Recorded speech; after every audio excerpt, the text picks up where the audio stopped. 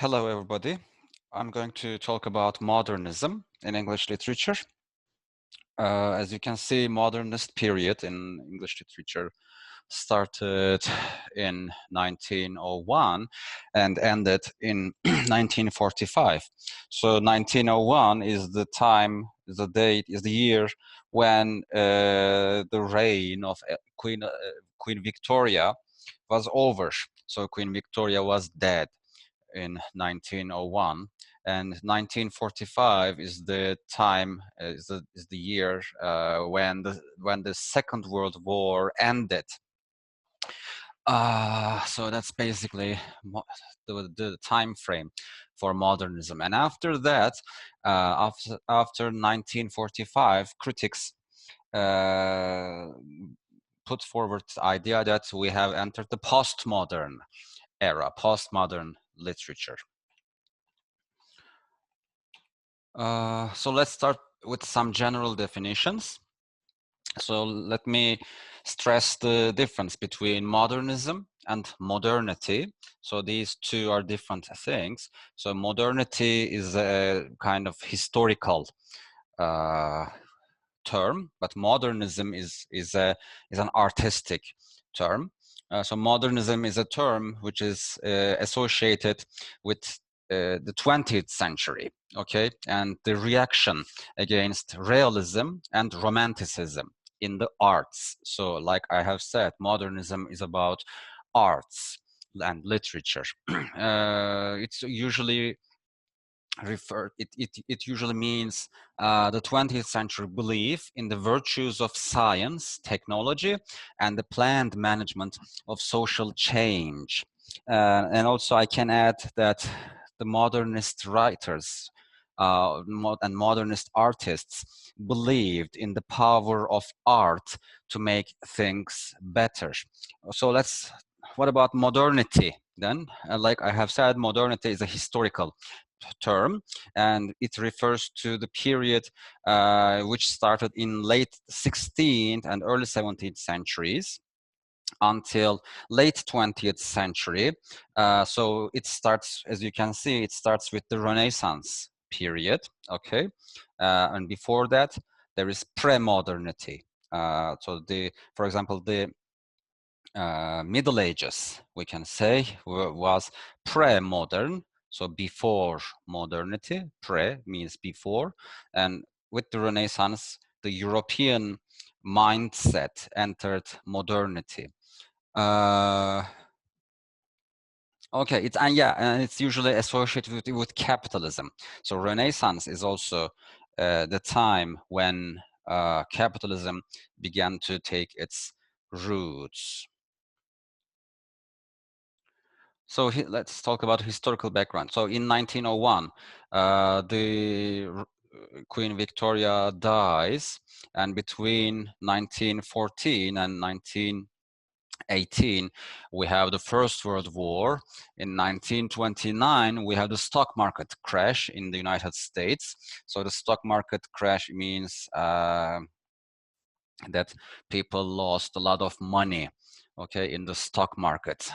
And so there was a huge economic crisis, both in the United States and the rest of the world. So in 1933, Hitler rises to power in Germany. Between 1939 and 1945, we have the Second World War.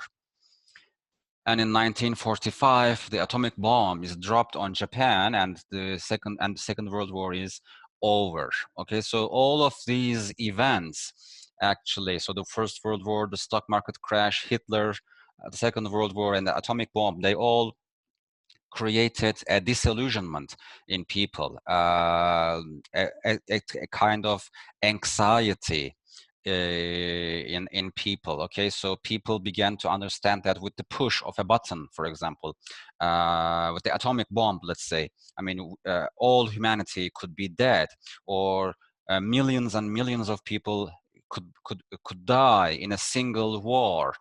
Okay, so these were the things which affected people and artists, especially during the modern period.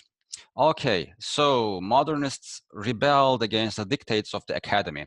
So what's the academy? So each country had its academy. By academy, I mean the art academy. Okay, and this art academy is a place. Think of it like an institution, or think of it like an organization which judges,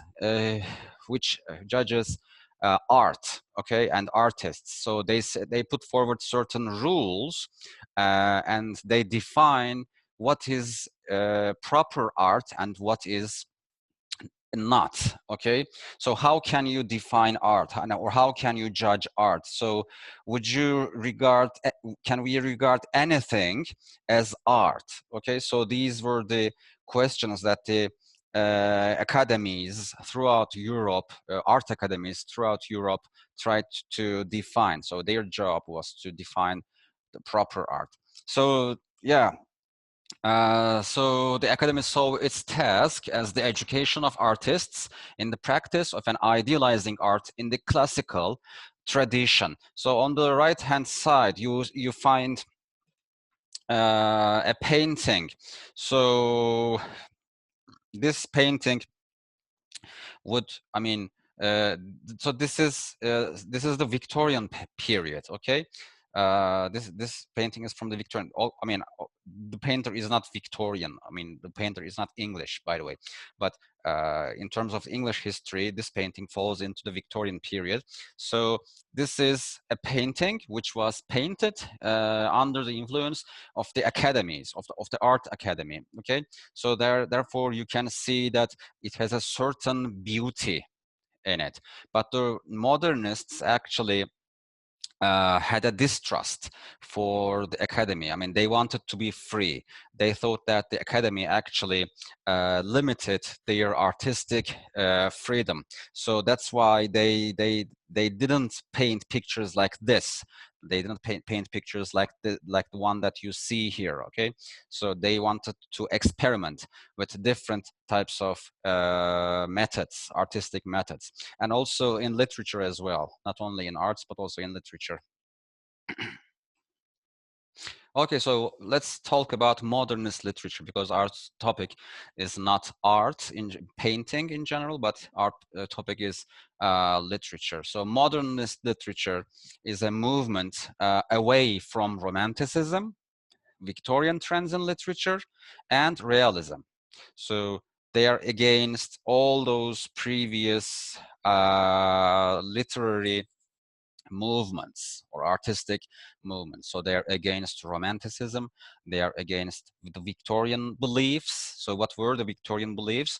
You can just check my previous video about the Victorian age, but the Victorian age was quite repressive, as you remember. So it had a morality code. I mean, morality was very important. It was a conservative period. Okay, so they were against it. And also realism. So in realism, people try to depict art in a way that imitates the outside world. But modernists looked out of their windows and they saw that humanity or reality wasn't actually very desirable. That's why they tried new things. So modernism in literature is all about new things. Okay, it reflects the lack of order seen in the growing urban society, celebrates passion over reason, and questions traditional moralities. So the thing that the modernists believed was that there was a lack of order in the universe. When you think about it, Victorian age was a very conservative, was a very religious period. So, and religion or Christianity, let's say, supposes that there is an order to the universe. Everybody has their own values, and everybody should have their own jobs, and there should be order in the universe. Okay, but modernists didn't believe in that. So there is no order in the universe, among humanity. Okay, so you could see, for example, babies dying in the First World War, or civilians dying in the First World War, or for example, again in the First World War, they were also, artists were also very much affected or influenced by the fact that that many soldiers could die instantly as a result of gas warfare. Okay, gas warfare was very much influential, and we have a special type of special genre of poetry, which is actually called the war poetry. And we are going to read an example of war poetry in the next lesson. Okay, and war poetry is all about the horrors of the war. So there is no order, there is no justice, there is no order in the universe, in history, in among people. That's what the modernists believed. Okay, so let's talk about how the modernists wrote. So they used open and experimental form. So experimentation is the key word here, okay? About modernism, experimentation is the key word. Experimentation means trying new things, so, and refusing the old ways. So poets who write in open forms usually insist on the form growing out of the writing process. So that is, the poem follows what the words and phrase suggest during the composition process, rather than being fitted into any pre-existing plan. Think about the Enlightenment writers. Think about the neoclassicists, for example. They usually carefully planned their poems. They usually carefully planned their subject matters. They avoided certain topics, or they chose to write in certain topics. And they also tried to imitate what the ancient Greeks and ancient Romans did. Or let's think about the Victorian writers. The Victorian writers were usually religious people, usually, most of them, not all of them, but most of them.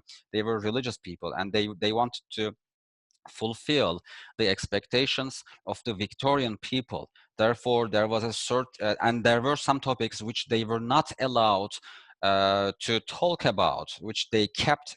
I mean, they kept some of their ideas to themselves because they were afraid of the reaction.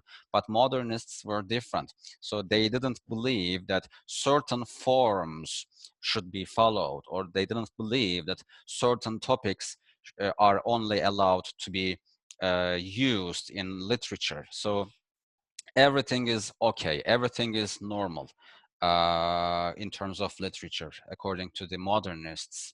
Okay, intertextuality was another characteristic of the modernist literature. Intertextuality is the shaping of text's meaning by other texts. For example, if I write a novel, but in my novel I use some references from from Homer, for example, or from Plato, or from Oscar Wilde. If I use some ideas, if I use some characters, then what I'm doing is called intertextuality. So intertextuality means the relationship or the borrowing, let's say borrowing, borrowing of things between texts, between works of literature. So it can refer to an author's borrowing and transformation of a prior text, or to a reader's referencing of one text in reading another. Okay. Okay. Classical allusions. Classical refers to the ancient Romans and ancient Greeks, and allusion means allusion is a kind of intertextuality, but not the same thing. So classical allusions is the method of using classical stories as the framework in a modern text. For example, I write about a modern character in the 20th century, a modern character who lives in the city, but I base my novel, I base my character on a mythological character, for example. We will be reading an example of this one as well later on in the following weeks, okay? So borrowing ideas or borrowing characters from classical literature. Okay, and fourthly and lastly, borrowing from other cultures and texts. So with modernism, and during this period, communication had also improved, and people began to be aware of the culture or literature or art of other cultures. Okay, so they actually incorporated some elements from foreign literatures as well. I mean, especially the colonized nations, let's say. Okay, I mean, I'm not talking about a borrowing from borrowing between French literature and English literature, but I'm talking about a borrowing from Nigerian literature or Indian literature into English literature. Okay, borrowings from other cultures and texts. So there are some differences between Victorianism and modernism. I mean, between the Victorian period or Victorian literature and modernism. So Victorian period, Victorian literature emphasized absolutism. But modernism argued for cultural relativism. So what is absolutism? Absolutism is the idea that there is an absolute truth. There are absolute truths about everything. So for example, if there is a God, then the true God is the Christian God. Okay, but modernists believed that, I mean, they have communicated with other people. I mean, during this age, people have been able to communicate with other people, and they have traveled extensively to other places, and therefore they have seen that everybody, every culture believes that their culture or their religion or their nationality is the true one. Okay, so therefore then everybody is wrong. Okay, none of so absolutism is wrong. That's what the modernists believed. Okay, so another thing, Victorians believed that a single reality could be determined through the observation of nature. So there is a big kind of trust in science, for example, or there is this belief that what is true for me is actually true for everybody. There is one single truth. There is one single beneficial thing.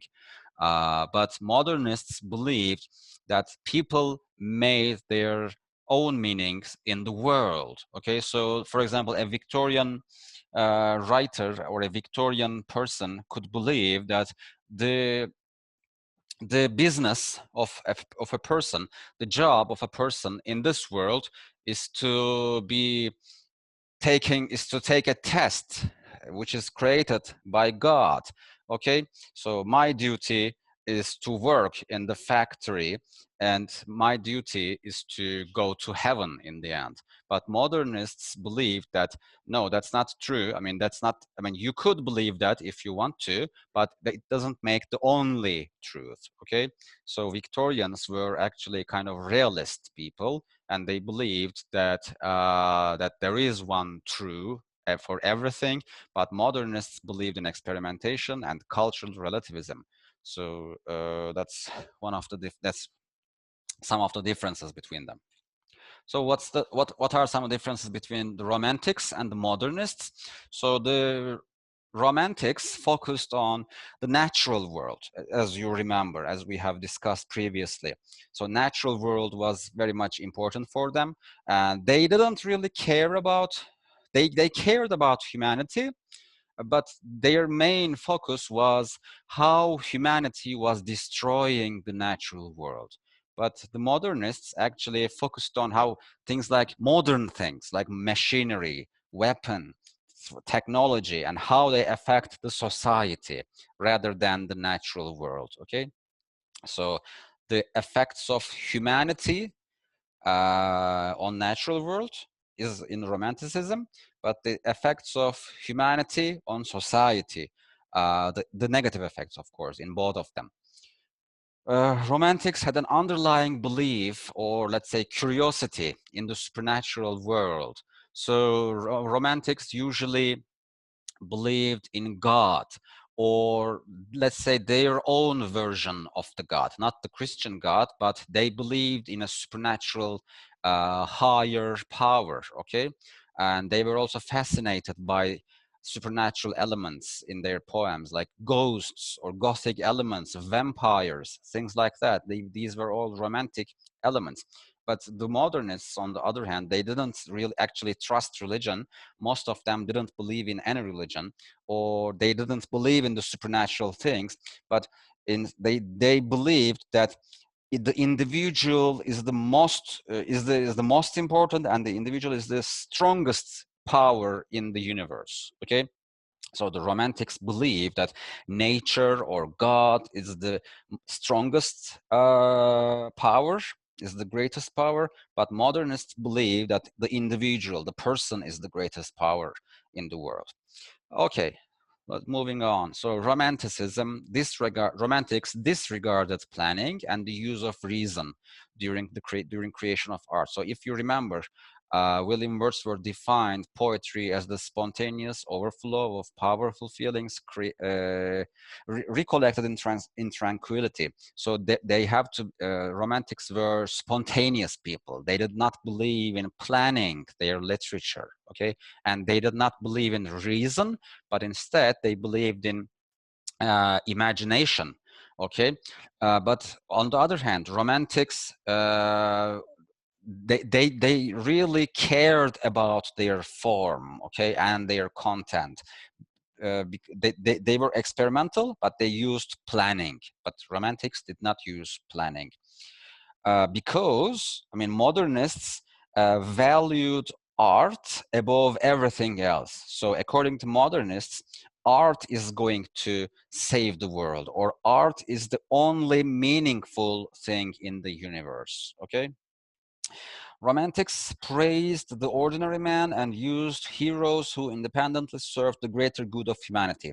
So for the Romantics, humanity is ultimately good, okay? So humanity is actually, bad people are not inherently bad, so nobody is born evil according to the romantics, but the society corrupts people. Society turns good people into bad people. That's what the romantics believed.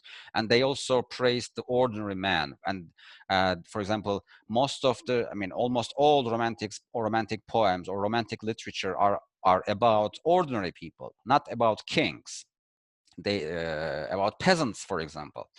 But the modernists used anti-heroes. I mean, so they are the heroes of the novel or poem, but they are not actually good people.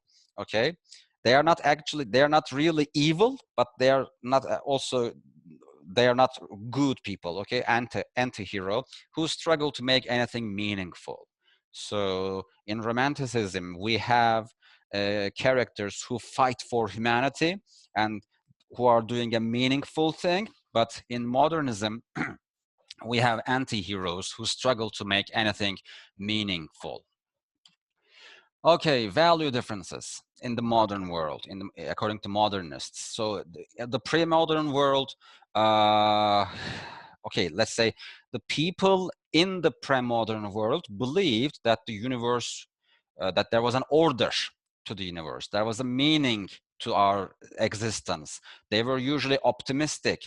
They were there was stability in their lives because, for example, they had kings or they had churches, and they believed in these kinds of organizations, and they believed in stability, faith, morality, clear sense of identity. They knew who they were in pre-modern world. Okay, but with modern world, people started to believe that there is no order in the universe, or let's say there's no order in the world. Everything is chaotic.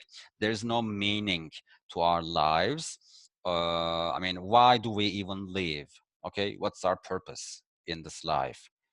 So why are we here? That's one of the questions they ask themselves. Okay, we are going to die anyway, and we don't know when we are going to die. We don't know how we are going to die. So what is the purpose of life? These are the questions that they ask themselves. So therefore, they believe that everybody is entitled to their opinion, or everybody should create their own meaning for their own lives. Okay, that's what the modernists belief. So there was a loss of faith, because in the pre-modern world, let's say, a person could answer the question as, our job is to stay and be tested by God. In this world, our job is to be tested, and we have a mission to fulfill here, and then we will go to heaven. That's the religious way that you find in the pre-modern world. But in the modern world, the modernists had lived a loss of faith. Why? Because they saw the horrors of the First World War and the Second World War. Okay, so they believed that if there was if there was an order or meaning, or if there was a God in this universe, I mean, none of these things would have happened. Okay. Okay, so the First World War. So it was the first. It was the first war, let's say, where almost all countries joined. Okay, so you couldn't escape, actually, even if you wanted to. So you had no place to go if you wanted to escape the war. So if you lived during this period, you were affected by the war. So literature exhibits perspectivism according to the modernists. So what is perspectivism? So a perspective is the place that you look at an object from. Okay, so your position to an object actually determines how you see it. For example, if I look at a person from his from a ladder, I mean, I can see that he's down. I mean, he's below me. Okay, so I have a different perspective of him. Or if I were a child and if I looked at him, then I would be below him, and I would believe that he was very tall. Okay, or if I was a young child, I would think about reality in a different way than an adult person.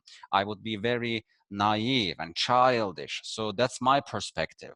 And what the modernist artists did, what the modernist writers also did, was that they used different perspectives, unusual, experimental perspectives. For example, they wrote their novels from the perspective of a child, or they wrote novels written from the perspective of a mad person, okay? Or they mixed all of these. They wrote novels which are, I mean, in where you could see that one chapter belongs to one chapter is written from the perspective of a character, and the second chapter is written from the perspective of a different character. Okay, so each chapter is written by different people. So this is what perspectivism is. Okay, so therefore meaning comes from the individual's perspective and is thus personalized. A single story might be told from the perspective of several different people, with the assumption that the truth is somewhere in the middle.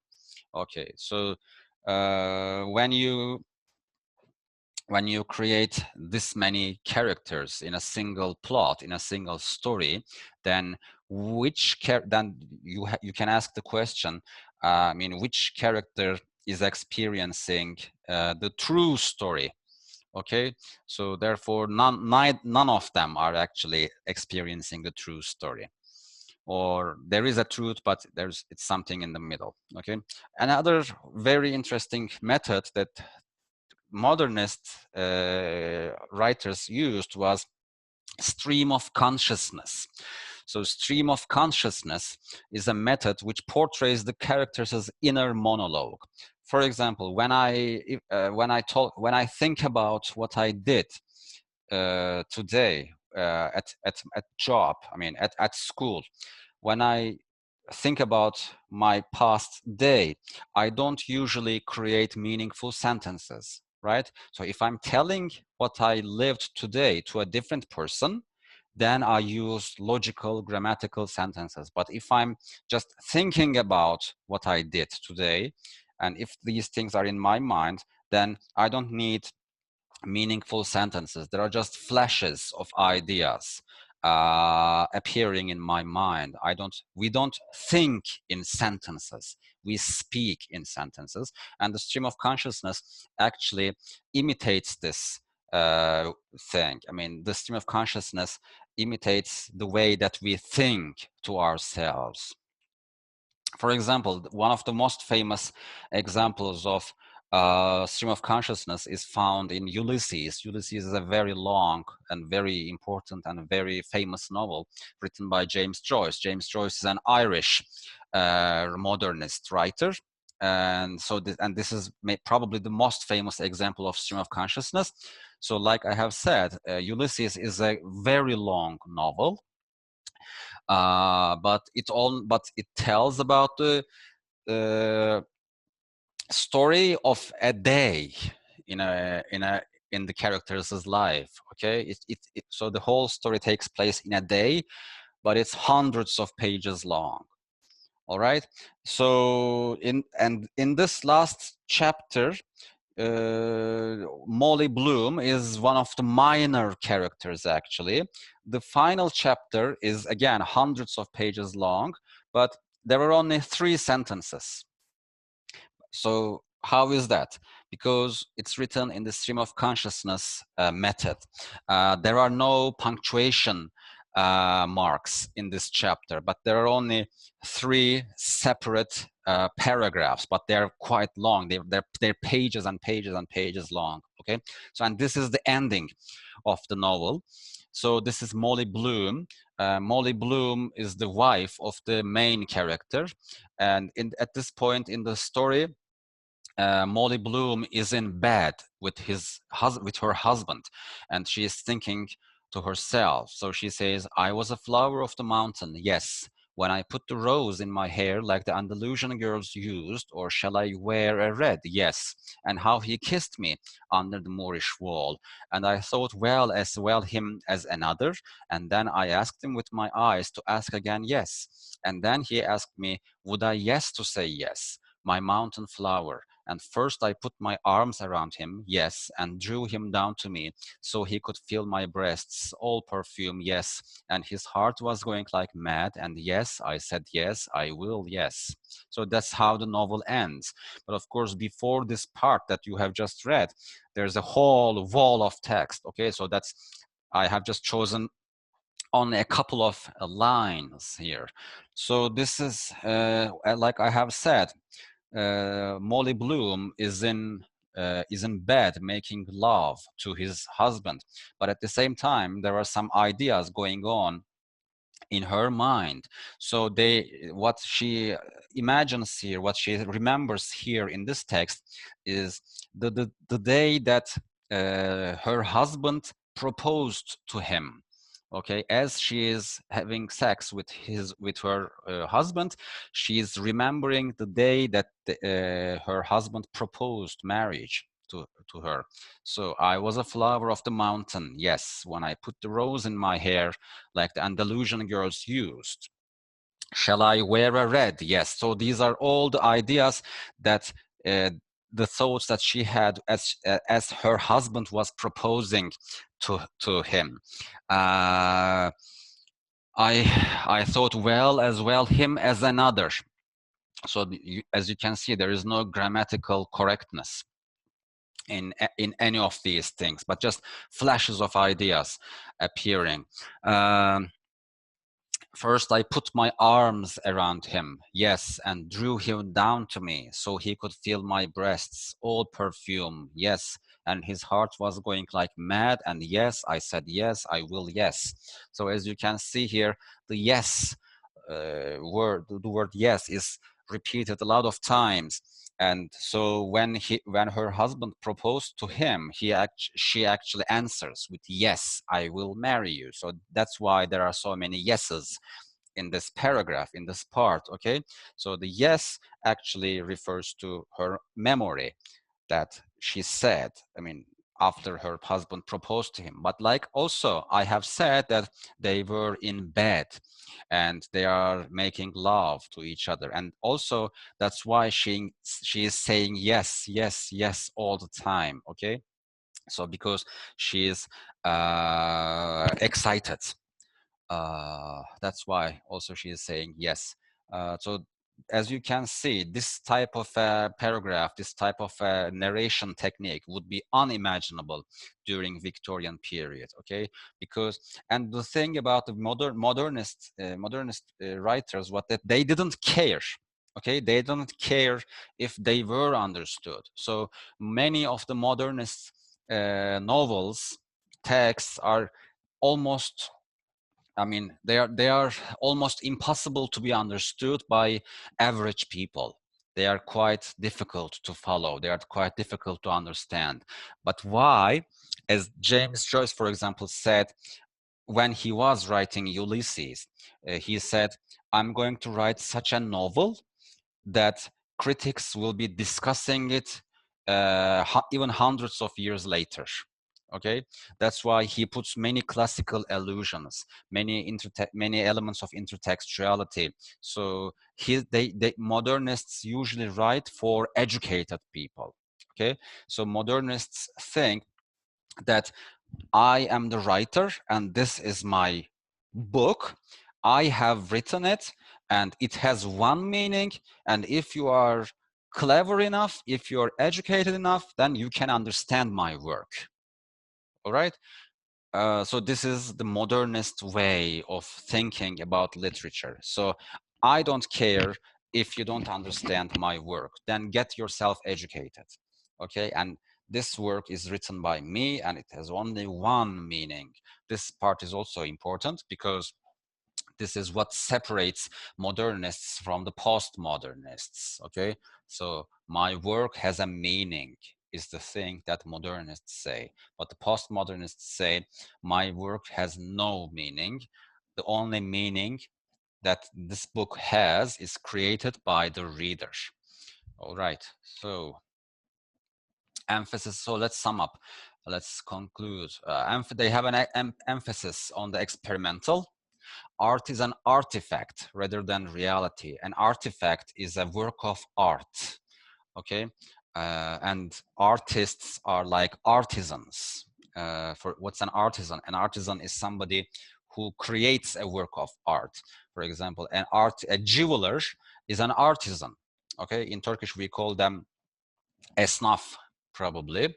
So artisan, artist is like an artisan, and the artifact is, sorry, art is an artifact. That's important. And this artifact is the only meaningful thing in the world. And through art, they believed that they can achieve immortality. Think about think about ancient artworks, okay?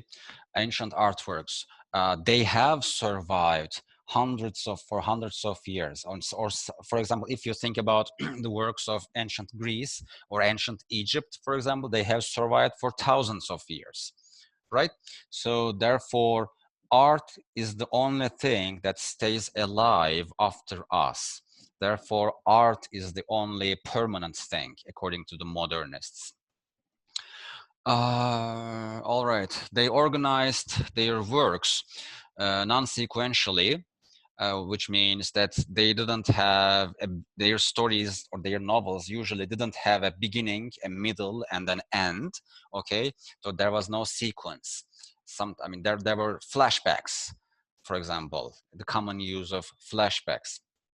Or foreshadowings in their works, or for example, if they're writing about a murder story, okay, a detective story, at the beginning they tell you who the killer is, they tell you who the murderer is, and then they continue writing their novel, for example. Okay, so their novels, their texts are organized non-sequentially. All right. Ambiguous endings, which means open endings.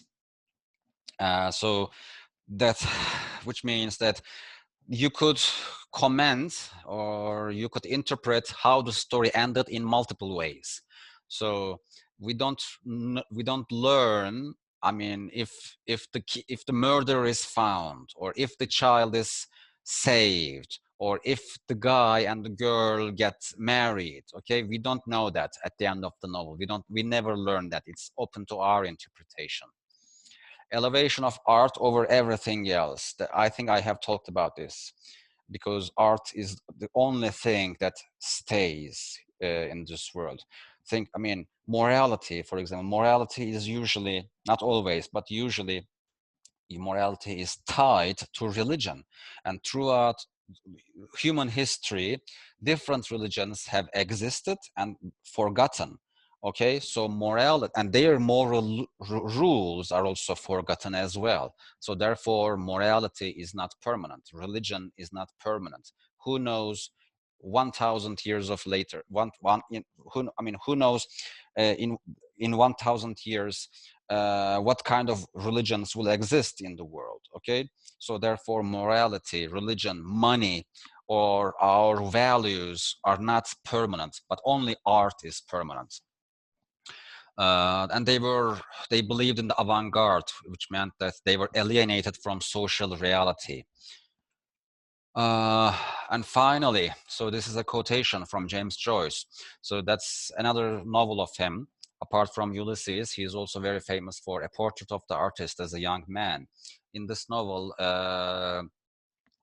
James Joyce this is a kind of a semi-biographical novel, which tells James Joyce's own biography, but it's also made up as well. I mean, some elements, I mean, most of the elements are made up, but it's roughly the same life story of James Joyce himself. So in this novel, a young boy tries to be an artist. Okay, so he struggles to be an artist, and through the end of the novel, he says, "I will not serve that in which I no longer believe, whether it call itself home, my fatherland, or my church, and I will try to express myself in some mode of life or art as freely as I can and as wholly as I can, using for my defense the only arms I allow myself to use: silence, exile, and cunning." So in this novel, so the novel takes place in Ireland, and there is a big fight going on between the English people and the Irish people. So Ireland at the time was not independent from England, and therefore, so their identities, or James Joyce's identity, or Stephen Dedalus in the novel, as he is called, Stephen Dedalus's identity in the novel is constructed, let's say, with Irishness, with being Irish and being Catholic. So as you know, English people are not Catholics. They're against Catholicism. They're Anglicans. So there is a continuous fight between English people and Irish people, and therefore Anglicans, and between the Catholics. Irish people are Catholics, all of them.